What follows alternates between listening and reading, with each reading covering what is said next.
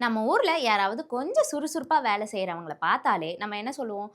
"என்னப்பா தேனி மாரி சுறுசுறுப்பா இருக்கியே!" அப்படின்னு சொல்லுவோம். ஆனா, இனிமே அப்படி யாராவது பார்த்தா, "என்னப்பா தேனி மாரி ஜாலியா விளையாண்டுட்டே இருக்கியே!" அப்படின்னு தான் சொல்லப் போறாங்க. அதுக்கு என்ன ரீசன் தெரியுமா? பொதுவா நமக்கு தெரிஞ்சு பூனைக்குட்டிங்க, நாய்க்குட்டிங்க இல்லன்னா யானைங்க தான் பால வச்சு விளையாடி பார்த்திருப்போம். ஆனா, லண்டன் குயின் மேரி பல்கலைக்கழகத்த சேர்ந்த ஆராய்ச்சியாளர்கள் ஒரு வித்தியாசமான ஒண்ணு கண்டுபிடிச்சிருக்காங்க.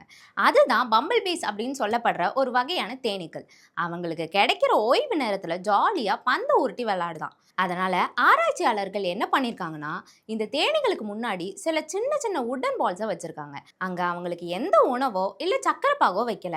ஏன்னா, சாப்பாட்டுக்காக அவங்க அத உருட்டுறாங்களா அப்படின்னு பார்க்கறதுக்காக தான் அத வச்சிருக்காங்க. இதுல ஒரு ஆச்சரியம் என்னன்னா, எந்த ஒரு லாபமும் இல்லாம அவங்களோட ஹேப்பினஸ்க்காக மட்டும் அந்த தேனீக்கள் பந்துகள உருட்டி விளையாண்டுருக்கு.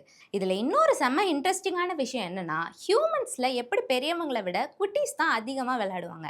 அதே போல தான் வயசான தேனீகள விட சின்ன சின்ன தேனீகள் ரொம்ப உற்சாகமா பந்த உருட்டி விளையாடுது.